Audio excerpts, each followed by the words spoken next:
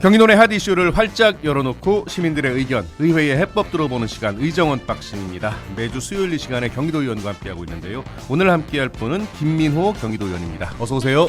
예, 반갑습니다. 네, 그리고 오늘도 정혜진 취재 MC와 함께하겠습니다. 어서 오세요. 안녕하세요. 네, 먼저 1월 1일 첫 의정 언박싱을 장식하게 되셨는데 일단 새해 복 많이 받으시고요. 예, 감사합니다. 예, 청취자 여러분들에게도 한 말씀 해주셔야겠죠. 예, 청취자 여러분 안녕하세요. 경기도 의회 김민호 의원입니다. 2025년 새해 첫날 이렇게 인사드리게 되어서 영광입니다. 예, 알겠습니다. 혜진 씨도 새해 복 많이 받으시고. 예. 네. 하지만 오늘 새해인데 좀 좋지 않은 얘기긴 합니다, 사실은. 예. SNS 중독 관련한 이제 키워드로 오늘 풀어가 볼 텐데요. 오늘 주제가 SNS 중독, 청소년뿐만 아니라 부모도 문제, 예방책 시급인데요. 먼저 주제 설명 혜진 씨 부탁드리겠습니다. 네, 태어날 때부터 컴퓨터, 인터넷, 스마트폰 등 디지털 환경에 둘러싸여 자라나고 각종 디지털 미디어를 익숙하게 다루는 어린이와 청소년을 무엇이라 부르는지 아시나요? 바로 디지털 원주민이라고 부릅니다. 예. 태어나면서부터 디지털 기기를 접하고 온라인 서비스를 이용하는 인류 역사상 최초의 디지털 네이티브 세대인데요. 이들은 뉴스와 영화 그리고 광고, 웹툰, 게임, SNS까지 스마트폰 하나로 놀이와 의사소통을 능숙하게 해내고 있습니다. 그러나 스마트폰을 너무 많이 사용하거나 올바르지 못하게 사용한다면 문제가 발생하는데요. 아이들의 SNS 중독 어떻게 해결할 수 있을까요? 오늘은 스마트폰, SNS 중독, 이에 대한 예방책까지 김민호 의원과 함께 자세한 이야기 나눠보겠습니다. 예. 김 의원님, 네. 우리 아동 청소년들의 과도한 스마트폰 또 SNS 사용 문제는 뭐 최근에 계속 얘기가 나오고 있는 상황이에요. 예. 요즘 어떤 문제들이 이제 구체적으로 좀 이야기가 되고 있을까요? 예, 우리가 이제 중독이라고 하면 이제 알코올 중독, 네. 약물 중독처럼 우리 일상생활에 부정적 영향을 미치고 그렇죠. 스스로 통제가 어렵다는 것인데요. 그런 점에서 SNS도 일종의 중독이라고 생각할 수 있습니다. 그 미국 보건당국에 따르면 SNS를 매일 3시간 이상 사용하는 청소년은 그렇지 않은 청소년보다 우울증과 불안을 경험할 확률이 2배나 높다고 합니다. 또 인터넷 과의존 역시 이제 길어지면 불안감, 우울감, 죄책감을 느끼게 되고요. 예. 뭐 거북목 증후군이나 수면 시간, 운동량 부족, 뭐 이런 여러 가지 건강상의 문제도 동반되고 있습니다. 이게 물론 뭐 비단 청소년만의 문제는 아닌 것 같아요. 요즘에 보면 성인들도 워낙 많이 사용하는 분들이 있다 보니까. 근데 최근에 이런 문제 때문에 해외 사례를 좀 보면 SNS를 금지하는 법안까지 발의가 된 것도 있더라고요. 그런데 이게 무조건적인 이런 통제로 해결될 수 있을까 하는 좀 생각도 들어요. 어떻게 보십니까? 예, 최근 이제 해외 사례를 보면요, 예. 알바니아라는 나라에서 이제 폭력을 부추긴다는 이유로 이제 25년부터 1년간 틱톡 사용을 금지를 했고요. 호주에서는 16세 미만 아동과 청소년 대상으로 이런 틱톡을 비롯한 SNS 이용을 전면 금지하는 법을 제정했습니다. 네. 부모의 동의 여부와 무관하고요. 이제 1년 후부터 이제 시행하겠다는 건데요. 네. 이렇게 통제하는 방법은 중독과 같은 극단적인 상황에서는 일정 효과는 있을 것이라 생각합니다. 그런데 이제 개인의 자유와 권리 침해라는 또 측면이 존재하고 있고요. 그렇죠. 그래서 이런 충돌을 어떻게 할 것인지를 우리 한번 전체적으로 좀 국민들이 생각을 해봐야 될 문제라고 생각하고요. 예. 그리고 또 특정 SNS를 통제한다고 해서 문제가 다 해결되지도 않습니다. 그렇겠죠. 예. 사실. 분명히 또 다른 어떤 SNS가 나타날 것이고요. 그리고 스마트폰을 또 사용하지 못하게 하더라도 제 생각에는 또 다른 또 디지털 기기는 분명히 또 태어날 것이거든요. 그래서 결국 사람의 손으로 만든 이 기계 때문에 또 이 사람이 지금 고통 당하는 그런 상황인데요. 그래서 우리가 이 사용자 스스로 이것을 어떻게 해야 될지 고민하고 정답을 찾아가는 과정이 반드시 필요할 것이다. 이렇게 생각합니다. 예. 그러게요. 뭐 관련해서 국내에서도 미성년자의 SNS 규제 논의가 또 본격적으로 이루어지고 있는 것 같은데 네네. 관련해서 김 의원님 뭐 여론조사 결과가 있었다면서요? 예, 12월에 여론조사가 있었고요. 예. 그 미성년자의 SNS 이용 제한에 대한 의견을 묻는 질문이었습니다. 놀랍게도 응답자의 70.56%가 예. 찬성한다고 답했습니다. 그 이유로는 청소년의 건강 정신 건강을 지키기 위해서 예. 또 중독을 방지하기 위해서 또 다른 해외도 이렇게 통제를 하고 있지 않느냐 뭐 이런 이유였고요. 근데 또 문제는 이 설문조사가 당사자인 청소년이 아니라 예. 또 불특정 일반인을 대상으로 한 것이거든요. 아, 그래서 왜 이런 논의가 이어지는지를 예. 이 당사자인 청소년의 문제 인식과 공감 그리고 이해까지도 필요한 사안인데 그렇지 못한 점이 조금 아쉽다고 생각합니다. 그러게요. 예. 그 관련해서 혜진 씨 학부모의 이야기를 들어보셨다고요? 네, 자녀의 SNS 사용에 대해서 학부모는 어떻게 생각하는지, 그리고 미성년자 SNS 사용 규제에 대한 생각까지 정원태 파주 소재 고등학교 학생 학부모와 자세한 이야기 나눠봤습니다. 일단 지금 청소년들은 저희 세대와 완전히 다르잖아요.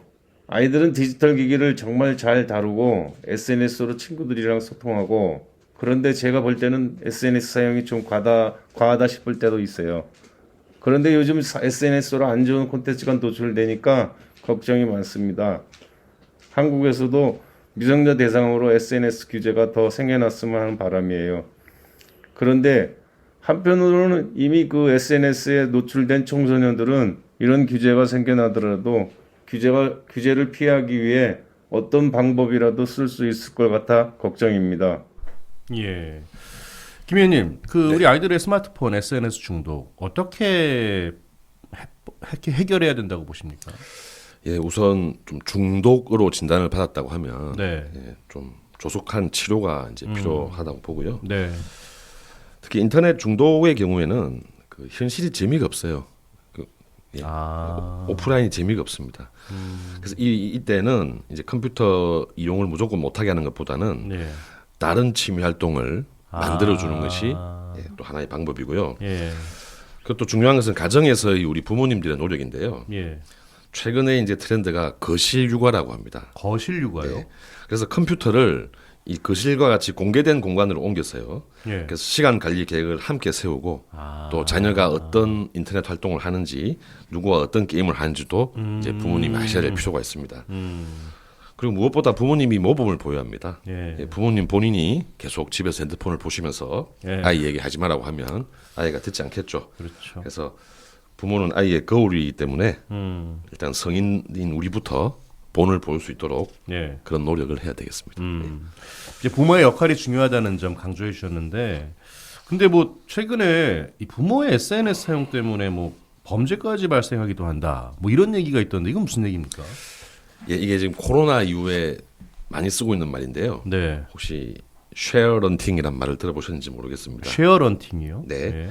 그래서 공유를 뜻하는 쉐어, 예. 이제 그다음에 이제 양육을 뜻하는 파renting의 합성인데요. 예. 그래서 이 자녀들의 일상 사진을 SNS에 올리고 공유하는 것을 쉐어런팅이라고 네. 하고 예. 이런 부모를 쉐어런치라고 부르고 있습니다. 근데 우리 아이가 너무 예뻐서 내 SNS에 올리는데 무슨 문제지라고 생각하실 수 있는데요. 네네. 생각보다 많은 범죄에 노출되기도 하고요. 아 그래요? 그리고 아이들이 또 상처를 받는 경우도 발생하고 있습니다. 그래요?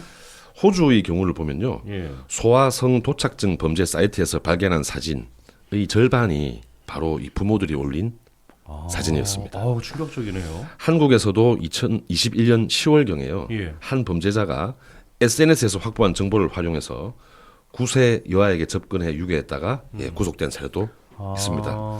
그래서 아이가 매주 어떤 요일에 정해진 시간에 뭐 학교에서 학원 집으로 간다든지 뭐 뭘 좋아하고 어떤 반려동물을 좋아하고 이런 상세한 기록들이 이 범죄자들의 입장에서는 아이들의 동성과 습성을 쉽게 파악할 수 있고요. 또 이 아이들의 사진을 활용해서 또 오히려 부모에게 허위 정보를 주면서 입금을 요구하는 보이스피싱까지도 연결될 수가 있습니다. 이 부분은 중독이라는 표현을 쓰는 게 적합한지는 모르겠습니다만 어찌됐건 너무 이제 상세한 자녀들의 정보를 올린다는 것 자체가 네. 예, 범죄에 노출될 수 있다라는 점을 이제 강조해 주셨는데 네. 이게 관련해서 외국에서는 뭐 법적 제재도 하고 있다고 들었어요. 근데 우리나라에서는 이런 관련해서는 법적 규제가 없다고요. 예, 맞습니다. 그 프랑스의 경우에는 예. 부모가 자녀의 동의 없이 자녀의 사진을 SNS에 올리면 예. 징역 또는 벌금이 부과됩니다. 아 동의 없이 올리면요. 또 베트남에서는 부모가 만 7세 이하 자녀의 동의 없이 이 사진을 올리면 또 벌금이 부과됩니다. 아, 근데 우리나라는 이런 법률이 없고요. 예. 다만 뭐 어떤 성적 문제나 예. 정신 건강 관련해서 아동복지법상에 뭐 약간의 규제가 있을 뿐입니다. 그래서 정부가 아동 청소년의 개인정보보호법을 제정하겠다는 계획을 세웠었는데요. 예. 아직까지는 마련되지 않았고요. 아, 그래요. 그래서 저도 뭐 법을 공부한 이제 변호사로서 네. 사실 뭐 변화하는 세상을 신속하게 법에 다 담기는 힘듭니다. 왜냐하면 사회의 변화 속도가 법보다 빠르기 때문이죠. 아, 그렇다고 해서 또 법이 만들어질 때까지 우리가 손 놓고 기다릴 수만은 없는 일이고요. 그렇죠. 그래서 그런 점에서 우리가 이 새 첫날 예. 이런 시간이 참 소중하고 감사하다는 생각이 들고요. 그래서 더 많은 이런 논의를 하고 이런 심각성을 서로 공감한다면은 이 법률 제정의 문제도 박차를 가할 것이라고 생각합니다. 자, 그러면 관련해서 쉐어런팅과 같은 문제가 발생하지 않으려면 예. 어떤 부분에서 우리가 좀 노력을 해야 된다고 보십니까? 예, 제가 책을 한 권 소개해드리고 싶은데요. 네. 그 2018년에 출간된 예. 황지영 작가의 리얼 마레라는 책입니다. 리얼 말에. 예. 예. 이 마레는 사람 아이의 이름이에요. 그래서 이 마레를 키우는 이 부모님이 아이의 일거수일투족을 항상 기록해요. 아빠는 블로그에 올리고 엄마는 에세이도 쓰고 이렇게 합니다. 그런데 이제 이 마레가 초등학교 5학년이 되니까 네. 이 아이들이 이제 이 인터넷을 사용하기 시작하잖아요. 예. 그 이 친구들이 마레의 어린 시절 웃긴 모습 뭐 그런 모습들을 보고 부모의 의도와는 다르게 이 친구들과 갈등이 생겨요. 예, 또 친구 놀림을 당하거나 그럴 수 있잖아요. 예. 그래서 결국 아빠는 후회하면서 이 블로그를 삭제하게 되고요. 예. 가장 인상 깊었던 이 마레의 대사가 예. 나한테 동의받은 적 없잖아요. 라는 말입니다. 예. 그래서 세대가 바뀌면서 이 자녀 교육관도 많이 바뀌고 있잖아요. 예. 그래서 자녀의 가치관과 주관이 생기고 그런 결정할 수 있는 능력이 될 나이가 됐다면 당연히 이 의사도 존중해서 부모님이 자신의 자녀지만 항상 의사를 확인하고 이렇게 하는 것이 당연한 문화가 이제 조성이 돼야 될 것 같고요. 그리고 앞서 말씀드린 바와 같이 우리 부모님들이 일단 모범이 돼야 됩니다. 예. 그래서 이런 정보들도 숙지를 하고 이 범죄 악용 가능성도 충분히 아시고 예. 아이와도 이런 점을 알기 쉽게 설명해서요. 서로 간의 공감대를 형성하는 것이 가장 필요하겠다라는 생각이 듭니다. 예. 관련해서 이제 이런 과도한 디지털 기기 사용 관련해서 경기도에서도 이게 뭐 교육 같은 게 있지 않습니까? 예, 있습니다. 예. 예, 예. 어떤 교육들이 있죠? 그래서 뭐 경기도와 경기도 교육청뿐만 아니라요. 예. 사실 이런 교육은 지금 각 시군이나 전국에서 인터넷이나 스마트폰 과의존 예방 교육 예. 하고 있고요. 또 최근에 가장 또 문제가 되고 있는 딥페이크 아, 예. 예, 문제점을 알려주는 다양한 교육이 진행되고 있습니다. 또 이와는 다르게 이제 이 인터넷을 또 잘 쓸 수 있도록 하는 예, 디지털 리터러시 교육도 함께 진행되고 있습니다. 예. 네, 네. 어쨌든 이런 교육이 이제 예방 차원에서 꼭 필요한 거잖아요. 네, 그렇습니다. 의원님. 이 학부모 교육 어떤 내용으로 어떻게 진행이 되면 앞으로 좀 좋다고 보시는지 의견 있으시면 부탁드리겠습니다. 예, 제가 최근에 이제 학부모님들을 많이 만나 뵙는데요. 네. 고민이 다 비슷해요. 아, 우리 아이가 스마트폰 때문에 공부하는 시간이 줄어듭니다. 또 아이가 유튜브 본다고 잠을 늦게 자서 아침에 자꾸 늦게 일어나요. 이런 말씀을 많이 하시거든요. 제 주변에 학부모님들도 되게 다 그런 얘기 하시더라고요. 참 안타깝죠. 이 아이들의 안전을 위해서 보통 처음에 사주잖아요. 네. 근데 이 직접 사준 핸드폰 때문에 또 부모님들이 또 이 마음 고생을 또 이렇게 하게 되는 건데요. 그러면 우리가 한번 생각을 다 같이 해봐야 되죠. 아이가 처음에 초등학교 입학을 하게 되면서 네. 그럼 휴대폰은 언제 사주는 것이 좋은지 아. 또 어떤 기능이 있는 휴대폰이 필요한지 또 이 사용 시간 관리를 어떻게 해야 하는지 그다음 실제 중독이나 이런 과의존 증상은 어떤 것이 있는지부터 이 부모님들이 먼저 교육을 좀 받으셔야 될 것 같고요. 이 딥페이크도 마찬가지예요. 사실은 우리 부모님들은 이런데 어떤 것이 잘 모르는 경우도 많아요. 아, 그렇죠. 근데 우리 아이들은 이미 장난친다고 이렇게 하고 있어요. 더 잘 알죠, 사실은. 네. 또. 그러다 보니 자기도 모르게 네. 가해자가 되어 있는 경우도 있고요. 아. 자기도 모르게 또 피해자가 되어 있는 경우도 있습니다. 네. 그래서 이게 과학 기술은 발전하고, 네. 근데 부모님들은 어떻습니까? 생업에 종사하시느라 다들 또 바쁘시잖아요. 그러니까 아이들과 함께 이런 얘기하는 시간도 부족할 거예요. 그런데도 우리가 노력을 해야 됩니다. 그러니까 아이들의 삶을 위해서 이 사회적 현상과 변화를 어떻게든 우리가 습득을 해야 된다고 생각합니다. 예, 알겠습니다. 혜진 씨 관련해서 또 이야기 들어보셨다고요? 네, 양주시에서 운영되고 있는 디지털 리터러시 교육은 무엇이 있는지, 참여자의 만족도는 어떠한지, 더 나아가서 스마트폰을 활용한 다양한 교육 과정이 있는지 이정수 양주시 교육체육과장과 함께 자세한 이야기 나눠봤습니다. 그 양주시에서는 스마트폰을 활용해서 취미 생활이 가능한 유튜브 동영상 만들기 과정부터 스마트 스토어 오픈하기와 같이 창업에 도움이 되는 과정을 운영하고 있습니다. 메타버스, 인터넷 쇼핑몰 창업 실무나 1인 미디어 유튜버 크리에이터 과정도 운영하고요. 어르신분들과 농업인을 대상으로 한 디지털 문해 교육도 진행하였습니다. 한편으로는 청소년 상담 복지센터나 여성 이일생활 균형지원센터에서 인터넷이나 스마트폰 과의존 예방 및 치유 프로그램도 운영하고 있습니다. 참여하신 시민분들의 만족도가 매우 높은 편이고요.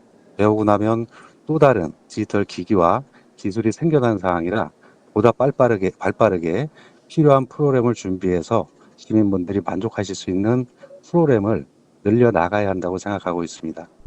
네. 우리 김 의원께서 이제 지역구가 양주시잖아요. 예. 그래서 어쨌든 양주시 이제 이야기 좀 들어봤는데 교육 관련해서 남다른 바람이 있으실 것 같아요. 어떻습니까? 예, 우리 양주시는 지금 몇 안 되는 인구가 증가하고 있는 지역이고요. 예. 또 우리 대한민국의 저력은 또 바로 교육에 있다는 것은 누구나 동의할 맞습니다. 것입니다. 예.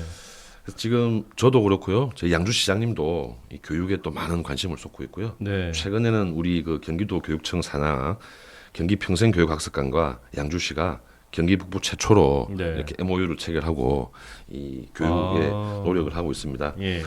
그래서 나를 위한 공부도 중요하지만 또 우리 아이들을 위한 우리 학부모들과 어른들의 공부도 굉장히 중요하다고 생각하고요. 네.